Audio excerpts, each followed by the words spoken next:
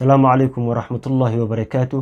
كلنتي وعن وناكسن أخيار ميل والبو أجوكتان قف والبو بني آدم وحو كفكرة إنو جورسدو ولا مانيشو وفرحات قاتو قف وجعل يهي نولشنو أولو ذاك فلسفية وحي يرهدان جعلكو إن دمرين يهي أما إن دولويان مركلو باهن يهي قوس جوليست إنو نقضو وقوس بركيسن إنو نقضو لو باهن يهي وإلما بركيسن إلا عمري لو باهن يهي tiirar baa jiro jacayl oo kaliya ma aha wax ku filan qoyskaas inuu qoys sii raago muddo gaaro uu noqdo jacayl oo kaliya lama baahno jacaylka waa waxyaabaha asaasiga ah ee guriga lagu yimaado laakiin markii guriga la yimaado wixii ka dambeeyay tiirar waaweyn baa jiro hadduu ilaahay yiraahdana 5 tiir oo kamid ah ayaan ku soo bandhigi doonaa tiirarka ugu muhiimsan waxaa kamid ah oo qoyska uu sii dhisnaanayo haddii labada dhinac ee wada nool labada lamaane ee laga wada helo waxa weeyaan kalsooni shay aad u muhiim ah weeyaan wax ku imaan karana ma aha igu kalsoonaaw ama aan kugu kalsoonaado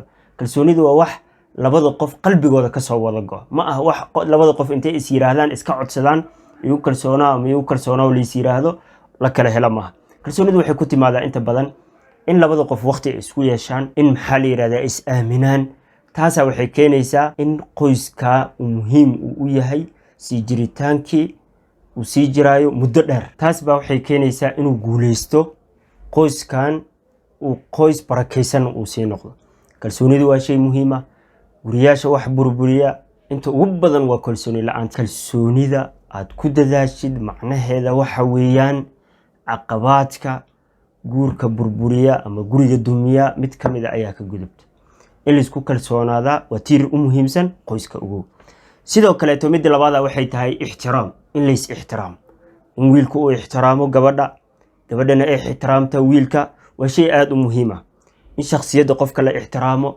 rabitaankiis waxyaabuhu u baahan yahay lagu ixtiraamo dhan walba laga ixtiraamo ixtiraamka kala fikir duunaanshaha waa in wuxuu muhiim u yahay qoyska si jiritaankiisa ayuu muhiim u yahay sidoo kale in qofkan uu ku ixtiraamo qofka kaleeto fikirkiisa ra'yigiisa wax walba uu kaga duwan yahay qofka kaleeto ma aha inaad tiraahdid aniga guriga mas'uulka ah aniga guriga ragka ah anigu iyo mas'uuliyad guriga ilaahay isaaray aniga adiga naftirkaaga mas'uulka ah inaad tirahdid ma aha qofkan qof bini aadam weeyaan 9 bilood bay ku dhalatay adna 9 bilood aad ku dhalatay waxba ma dheerid waa inaad ku ixtiraamtid ra'yigeeda waxa macquul ah inay ka ra'yi wanaagsan tahay ma aha adiga ilaahay kuuma qorinin baa tahay markii lagu yiri kadib ra'yigaaga kaliya saxan in lagu yiraahdo u fahmin waxa macquul ah ra'yigeeda inuu saxan yahay qiimay ixtiraam ra'yigeeda dhageyso ogow adna sidoo kale gabar yahay ra'yiga qofka inaad dhageysatid ilaahay mas'uul buu ka dhigay ra'yi buu leeyahay inaad asagna ra'yigiisa ku ixtiraamtid oo aad ku kalsoonaatid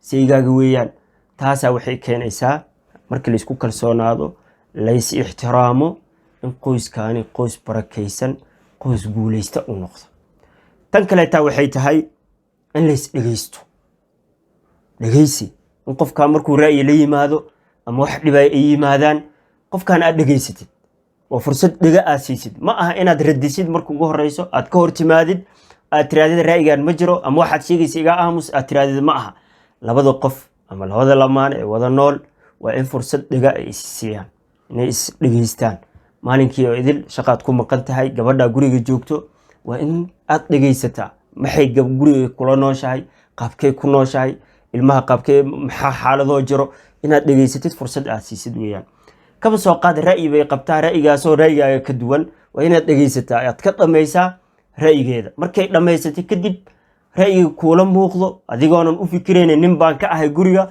inaad ra'yigaaga u sheegtid walaalay ra'yigan saam ma ahane saam buu igula muuqdaa sidoo kale gabar yahay waa inaad adiga naftirkaaga aysan ka dhaadhicin maxaa la yiraahdaa ninnimo ayuu maxaa la yiraahdaa uu ra'yigiisa ku meel marinaya waa inaad dhageysatid ra'yigiisa hadduu wanaagsan yahayna aad maxaa la yiraahdaa u hogaansatid oo aad qaadatid dhageysiga waa shay muhiim ah in la is dhageysto guri badan waxa burburiyay fursad waxa loo waayay la isu dhageysto dulqaadka tan kale waxay tahay in labada lamaane isqaba wada nool dulqaad ay sameeyaan dulqaadku waxa weeyaan inaadan wax walbo aad maqashid wax walbo aad u aragtid in ra'yigaaga ay ka duwan yihiin inaad ka falcelisid ma aha waxyaabaha qaar guriga khuseeyo dhismihiisa ayaa jiro waxyaabaha qaar aanan khusaynin baa jiro. gabadha waxa macquul ah inaad isku qabatin waxyaabo aanan khusaynin dhismaha guriga. mithaal yar gaaban baa rabaa inaan ku tusiyo. waxa weeyaan dharkay xirato kalarka haddaa isku qabataan soo wax laga qurux badan yahay maaha. inaa maanta idil aad ku wada muruntaan kalarkan maxaa u soo qaadatay, kalarkaas maxaa u samaysan weyday, kalarka war gabadha u daaga kalarkeed. sidoo kale gabadha waxaa loogu baahan yahay waxaan muhiim u ahayn guriga, waxaan muhiim u ahayn qoyska, inay wiilka is hortaagto ay tiraahdo maya. waa laga wanaagsan yahay. waa in samir iyo dulqaad la sameeyaa. waxyaabo tiro badan baa jiro. guriyaashan waxaa lagu wada dhaqtaa, lagu wada nool yahay. dadkan gacmaha is haysto idil macnaheeda ma aha markay guriga joogaan way faraxsan yihiin. markay banaanka u soo baxaan dadkan gacmaha is haysta aad aragtaan maxaa la yiraahdaa waxay ku wada nool yihiin samir iyo dulqaad. marka gurigaaga haddaad u baahan tahay inuu dhismo, wiil yahow ama gabar yahay, waxaa loo baahan yahay inaad dulqaadka aabadisid oo aadan ka falcelinin wax walbo aad aragtid. waa inaad maskax degan aad fikirtid, kadib wixii aad ka maarmi weydid aad jawaab aad ka bixisaa. tan kaleeto waxaan rabaa aan muujiyo ugu dambeyso aan rabo inaan kusoo gebgabeeyo in labada qof waxay dareemayaan isku soo bandhigaan, in jaceylkooda isu soo bandhigaan.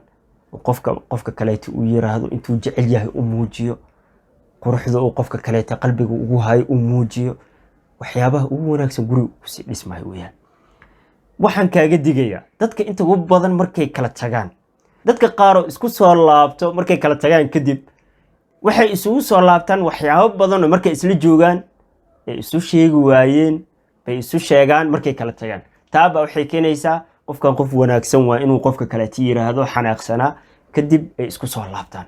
marka waxyaabaha ugu wanaagsan waxaa ka mid ah in labada lamaane inta ay wada joogaan, wada nool yihiin, isku muujiyaan jaceylkooda, ay muujiyaan qofba qofka kale intuu jecel yahay uu muujiyo, uusan qarinin, uusan ka xishoonin. wax laga xishooda maaha. rasuulka salawaatullaahi wasalaamu calayh khadiija bintu khuwaylid jaceylkiisa wuu u muujin jiray. ummahaatu lmu'miniin oo idil wuu u muujin jiray. khaasatan khadiija markay geeriyootay wixii ka dambeeyey saaxiibadeedu xiriirin jiray. markuu arko qof uu khadiija kusoo xasuusta wuu ilmeyn jiray yiraahdeen saxaabada radiyallahu canhum wardaa. wuu ilmeyn jiray rasuulka salawaatullaahi wasalaamu calayh. khadiija qof soo xasuusanaya markuu yimaado, deriskeeda, saaxiibadeeda, qaraabadeeda, famligeeda, qof markuu arko wuu ilmeyn jiray. waxaa la yiraahdaa khawla binta xakiim, saxaabiyad la yiraahdo, rasuulka salawaatullaahi wasalaamu calayh bay soo martaa la yiri. rasuulka salawaatullaahi wasalaamu calayh waxay ku tiri rasuulka ilaahayow mas-uuliyad weyn baad haydaa oo qaa'id baad tahay, ummadda hogaaminayo, maad guursatid. kalinimadan waa laga wanaagsan yahay, ma guursatay rasuulka ilaahay ayay ku tiri. rasuulka salawaatullaahi wasalaamu calayh cabbaar buu aamusnaaday, wuu ilmeeyey.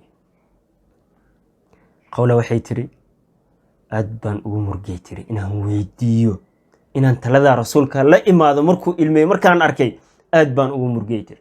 rasuulka salawaatullaahi wasalaamu calayh qawla wuxuu ku yiri abacda khadiija axadun. khadiija markay geeriyootay kadib ma dumar baaba soo harayba, ma qof baaba ka dambeeya khadiija oo aan guursadaa. bal fiiri rasuulka salawaatullaahi wasalaamu calayh jaceylkiisa wuxuu u haayay khadiija wuu muujiyey. marka ma aha inaan ka xishoono. bedelkaad calaacali lahayd markaad kala tagtaan ama guriga uu burburo kadib, waxaa wanaagsan inaad u muujisid hadeer, aad ku calaacashid intaysan tegin ka hor. labada dhinacba ma aha wiilka oo kaliya inaan ka wado, gabadhana sidoo kaleeto. marka waa inaan ku dadaalnaa dhismaha qoyska. dhismaha qoyskana jaceyl oo kaliya ma ah wax ku filan. waxaa u baahan yahay qoyska inuu sii taagnaado, kalsooni in la kala helo, in jaceylka la isku sheegto, in fikir kala dugnaanshaha fikirka la isku ixtiraamo. waxyaabahan oo idil baa waxay yihiin tirar u muhiimsan sii dhismaha ama sii jiritaanka qoyska. والسلام عليكم ورحمة الله وبركاته.